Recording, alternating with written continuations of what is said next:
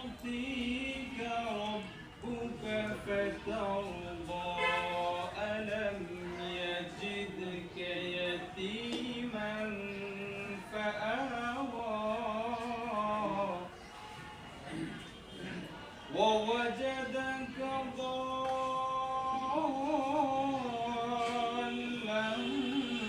فهدى ووجدك عائلا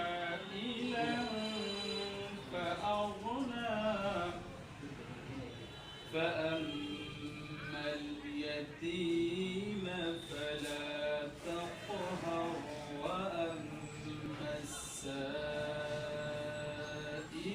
فلا تنهر وأما بنعمة ربك فحدث فأما اليتيم فلا تقهر وأما السائل فلا تنهر وأما بنعمة ربك فحدث وأما بنعمة ربك فحدث الله أكبر ولله الحمد بسم الله الرحمن الرحيم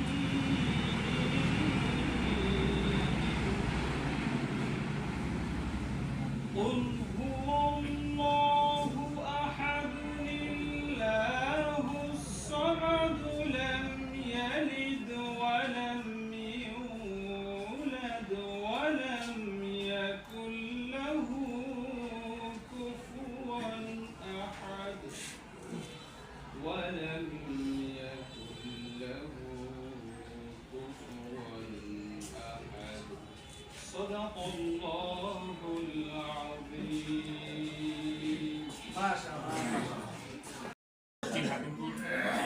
Satya Saranto Dakhil Madrasah Dadai Madrasah প্রধান আমরা সবাই শিক্ষক না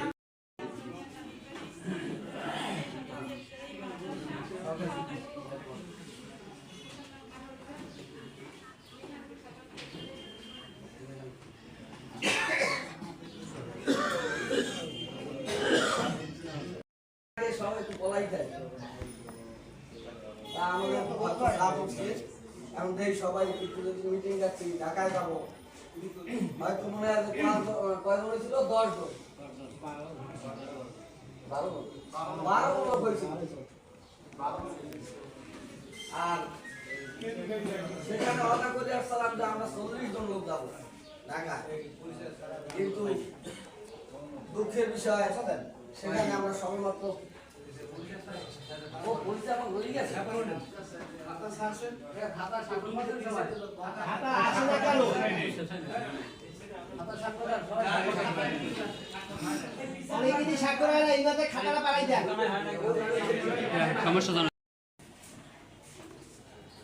শুকরিয়া সেই আল্লাহ তাআলার দরবারে যিনি আমাদের বিগত সেই আমার হিসাবে যে আমি 94 থেকে সেই পর্যন্ত এই কাজের সাথে লাইগে আছি তো আপনারা অনেক আছেন আমার তো সিনিয়র আছে এমনকি আমার সহকারী শিক্ষক এখন খবরে গেছে বহুত মানুষ এরকম জুড়ে হয়ে গেছে অন্য কোনো কাজে অন্য কোনো জায়গায় চাকরি হয়েছে তো আল্লাহ তাআলা আমাদেরকে এইভাবে টিকাই রাখছে আমার একটা আসলে অনেক আকাঙ্ক্ষা হলে এটা অনেক একটা কথা হলে যে হয়তো বা এইবারে আমরা অনেকেই যাইতে পারি নাই কিন্তু বিগত দিনে আমরা সবাই কম বেশি এতে অংশগ্রহণ করেছি আমরা শিক্ষক এবং একজন লোক কথা বলতে হলে তাকে একটা সময় দিয়ে দাও 3 মিনিট 5 মিনিট কিন্তু বসার লোক দাঁড়ানোর লোকে বসে নিকনে একটা বেইজ্জত করা আমরা শিক্ষক আমাদের প্রত্যেকটা কথা কাজের সৌন্দর্য এবং আমরাই একটা দিক নির্দেশনা দেওয়ার আমরা একটা জানি ঠিক নাকি তো বিগত দিনে হয়তো অনেক নতুন টিচার আছেন কিন্তু আপনারা আমাদের সাথে অংশগ্রহণ করতে পারেন না বিগত দিনে নতুন আসছে কিন্তু বিগত দিনে যারা ছিলেন তারা অসংখ্য অনেক ক্লান্তি লগ্ন আপনারা এই দলটাকে ছাড়েন নাই। তো এবারে হয়তো বা কম লোক গেছি, এর কারণ হইলো যে এরকম যাইতে যাইতে মানুষ কিন্তু অনেক জিনিসের একটা হয়ে যায়, আস্থা হারাই যায়। এই জন্য এভাবে যে আপনারা যান নাই বা সেটাকে ভালোবাসেন নাই বা এটা করি নাই এরকম কোনো কথা না। কথাটা এইভাবে হয়তো বা হ্যাঁ বারবার এরকম হয়েছে। আমরা অনেক টাকা পয়সা বিভিন্ন কাজে অনেক কষ্টের মধ্যে আমরা রয়েছি। সেই জন্য আমরা আমার সর্বোচ্চ কথা হইলে যদি আল্লাহ তাআলা আমাদের এটাকে কবুল করে তা আমরা যেন পাথরঘাটা, বিশেষ করে পাথরঘাটা উপজেলায় যত শিক্ষক আছে সবাই যেন একটা সুন্দর একটা পরিবেশে কথাবার্তার মাধুর্যতার সাথে চাল চলনে একটা যেটা যে একটা মাদ্রাসাতে একটা প্রাইমারি স্কুল তো এটা একটা সুন্দর আদর্শ পাঠ্যপুস্তক বিভিন্ন কায়দায় এরকম একটা যেন আদর্শ আমাদের মধ্যে একটা পরিস্ফুটিত হয়, এটাই আমি আশা করি। এবং আমাদের ব্যবহারে আমরা যেরকম মিটিংয়ে অংশগ্রহণ করবো প্রত্যেকের কথার মধ্যে যেন একটা সৌন্দর্য গোলাপের মতন একটা যেন একটা কথা প্রত্যেক আমাদের প্রাথমিক শিক্ষা অফিসার কাছে লাগতে পারে। এদের দপ্তরে প্রত্যেকটা দপ্তরে আমরা যাতে সুষ্ঠুভাবে পরিচালনা করে প্রত্যেকটি মাদ্রাসায় যাতে জাতীয়করণের আওতায় আমরা আসতে পারি সেই বিষয়ে আমরা আজকের মত বিনিময় সভার দেখেছিলাম। আপনারা উপস্থিত হয়েছেন এবং আমরা যারা এখানে উপস্থিত হয়েছি এদের ভিতরে কোনো দ্বিধাদ্বন্দ্ব আছে কিনা, আমরা এক প্ল্যাটফর্মে আসতে পেরেছি কিনা। যদি আসতে পেরে থাকি তাহলে সবাই একটু হাত জায়গায় দেখান যে আমরা আজকে থেকে শিক্ষকের খাতার তালিকায় নাম লেখাতে পেরেছি। যাই হোক, আপনাদের আরো একটা সুখবর আছে। ইতিমধ্যে অন্তর্বর্তীকালীন সরকার আপনাদের উপজেলা ইঞ্জিনিয়ার কাছে একটা জরিপ ফর্ম আছে আপনাদের এই আপনার ভবন করার চিন্তা ভাবনা তার করছে। জরিপ ফর্ম আছে, ওখানে জরিপ ফর্ম নিয়ে ফর্ম পূরণ করে ইঞ্জিনিয়ারের মাধ্যমে ইঞ্জিনিয়ার হয়তো আপনাদের জমিতে যাবেও। জমির দলিল আছে কিনা, খাজনা দিচ্ছেন কিনা, দাহিলা আছে কিনা, ফর্সা আছে কিনা, এগুলো যাচাই বাছাই করে তারপর সে ওই রিপোর্টটা কিন্তু দেবে। এই রিপোর্টটা সবাই জানে, আর সবাই তো আর একসাথে বিল্ডিং পাবো না, একসাথে ভবন পাবো না, এগুলো আমরা পর্যায়ক্রমে পাবো। তা পর্যায়ক্রমে পাইলে আমাদের কাজগুলো তো সবাই ওখানে দিতে হবে। পর্যায়ক্রমে হয়তো সিরিয়াল অনুযায়ী আজ পাই, কাল পাই, আমি 2 বছর পরে পাই, 3 বছর পরে পাই, 5 বছর পরে পাই, আমি তো পাবো।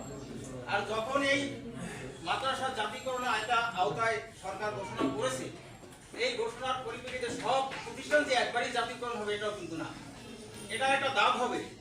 যাতে দাব হলেও এই যে তারিখে ঘোষণা হয়েছে আমি 5 বছর পর বেতন পাইলেও আমি কিন্তু 5 বছর যে ঘোষণার তারিখ থেকে আমি 5 বছরের বেতন পাবো। আমাদের দুশ্চিন্তার কোনো কাজ নাই। আর আপনাদের সবাই এক প্ল্যাটফর্মে আমরা কাজ করি। সমস্ত অফিস আদালতে আপনার আমাদের কাজের অগ্রগতি আগাই যেতে পারবো। আর যদি আপনারা সহযোগিতা না করে একজন এক মতে আসেন, একজন এক মতদর্শে চলে, তাহলে আমাদের কিন্তু এই কাজগুলো করা হবে না। যাই হোক, আমি বেশি কিছু বলবো না। আমাদের প্রথম ধাপে যাদের ধাপ যদি 3টে হয় বা 2টে হয়, একটা হয়, প্রথম ধাপে হয়তো দায়িত্ব পেলে তাদেরকে 3 বছর রেজাল্ট থাকতে হবে, বোর্ড আছে থাকতে হবে, ডাটাবেজে থাকতে হবে, জমির খাজনা খারিজ সকল কাগজপত্র থাকতে হবে, তার মাদ্রাসার অবকাঠামো থাকতে হবে। এখন সময় কালক্ষেপণ না করে যার যার মাদ্রাসা, যার যার প্রতিষ্ঠানের প্রতি আপনারা গুরুত্ব দেন। কিভাবে আপনার ছাত্র সংগ্রহ করবেন, কিভাবে আপনার মাদ্রাসা পরিচালনা করবেন। যার ঘর নাই সে ঘর তুলবেন, যার ব্যাস নাই, আসবাবপত্র নাই, এগুলো কিভাবে সংগ্রহ করা যায় সার্বিক সহযোগিতা করে আপনারা এই প্রতিষ্ঠানগুলোকে দান করান। দান করলে আপনাদেরই লাভবান, আপনারাই সুবিধাতে এই কাজগুলি করবেন। যাই হোক, আমি আর বেশি কিছু বলবো না। বিস্তারিত আমার সভাপতি সাহেব আছেন, আর আমি এই পাথরঘাটা উপজেলার সেক্রেটারি হিসেবে দায়িত্ব পালন করে আসতেছি। যাই হোক, এই দুজনের মাধ্যমে যে কোনো অফিস আদালতে আমাদের যে কোনো সময় যে কোনো সমস্যার জন্য আপনারা ডাকবেন। আমরা ইনশাআল্লাহ কামাল ভাই সহ আমরা আপনাদের পাশে আছি, সার্বিক সহযোগিতা করবো। যে কোনো অফিসে যাওয়া লাগে, যে জায়গায় যাওয়া লাগে, আমরা সার্বক্ষণিক ইনশাআল্লাহ আসি এবং আপনাদের পাশে থাকবো। যদি আমার বক্তব্য শেষ করেছি, আসসালামু আলাইকুম।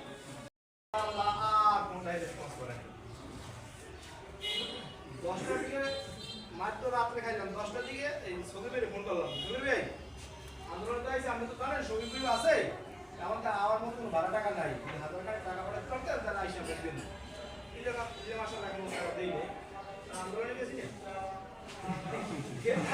একটা বিকাশ নাম্বার চাইছে, সে আমাদের টাকা পাঠিয়ে দিয়েছে তারপরে আমরা ভাড়া টাকা দিয়ে আসছি। যাই হোক আন্দোলন সংগ্রামে গেলে এরকম রাত দুটিরা খাইতে আসলে ঢাকা হচ্ছে বিষয়টা এখানে যারা ঢাকা লেখাপড়া করছেন ঢাকা সম্পর্কে জানেন আমরা তো আসলে বরিশালও অনেকে লেখাপড়া করিনি রাজনীতির পরিকাঠামোটা কিন্তু আসলে আমরা জানি না এইবারে আন্দোলনে যখন আমার এই পড়াইলো আর আমার বলে দেবো কিন্তু